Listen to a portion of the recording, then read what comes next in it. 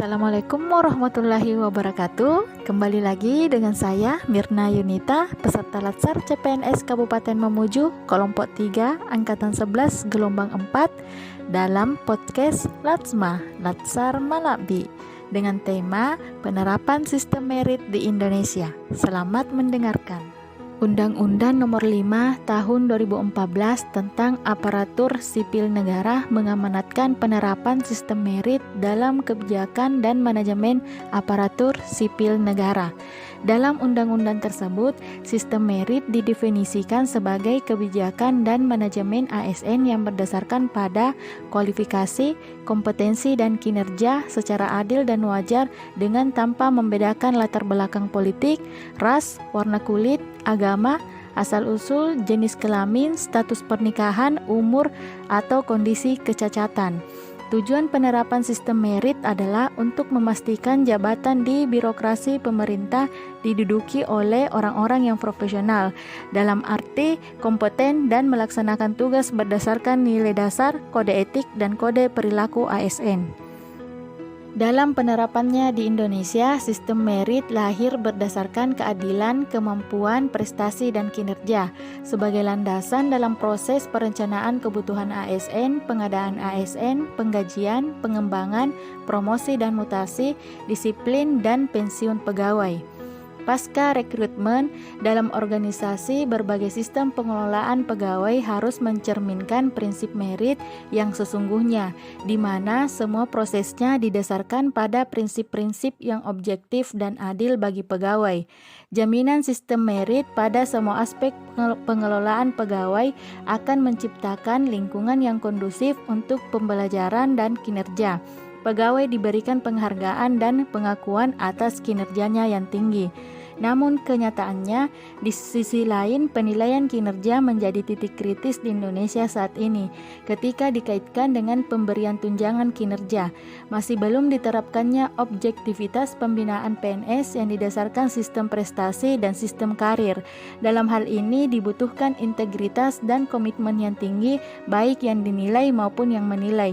Mekanisme penilaian kinerja harus didesain berdasarkan kontribusi pegawai. Aspek lain dari pengelolaan SDM yakni promosi juga menjadi perhatian besar dalam pelaksanaan reformasi manajemen ASN di Indonesia. Potret promosi sektor publik di Indonesia masih dibayangi praktis politik seperti pemilihan pejabat berdasarkan aspirasi politik, keterbatasan akses informasi mengenai promosi, dan ketidakjelasan indikator dalam pelaksanaan promosi. Dalam rangka meningkatkan upaya efektivitas sistem merit yang sedang dilaksanakan, pemerintah Indonesia juga telah mengambil langkah menyederhanakan birokrasi di semua lembaga dan kementerian yang ada di Indonesia. Penyederhanaan ini merupakan salah satu mandat Presiden Joko Widodo saat pelantikan Menteri Kabinet Indonesia Maju 2019 sampai 2024.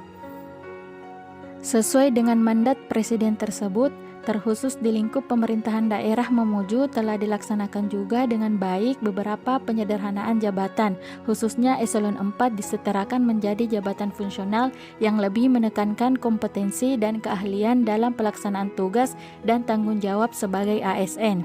Berdasarkan surat dari Kementerian Dalam Negeri tentang persetujuan penyetaraan jabatan di lingkungan pemerintahan daerah Provinsi Sulawesi Barat, maka Kabupaten Mamuju pada tanggal 30 Desember 2021 telah melaksanakan pelantikan pejabat administrasi yang disetarakan ke dalam jabatan fungsional yang merupakan bagian dari penyederhanaan jenjang dan hierarki dalam pelaksanaan tugas dan pembinaan karir yang bertujuan untuk mempercepat pelayanan publik dan pengambilan keputusan yang tidak kaku. Pun menurut pandangan saya, kekurangan dari implementasi sistem merit di daerah yaitu pada implementasinya masih tidak dijalankan secara utuh.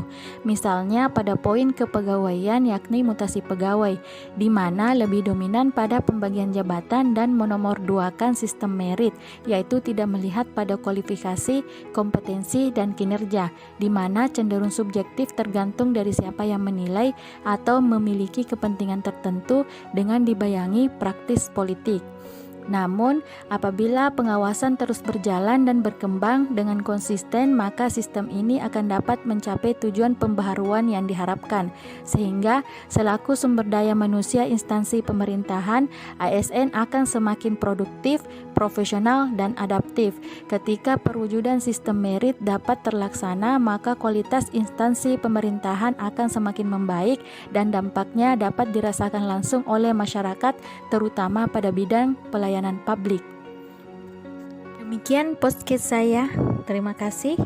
Assalamualaikum warahmatullahi wabarakatuh.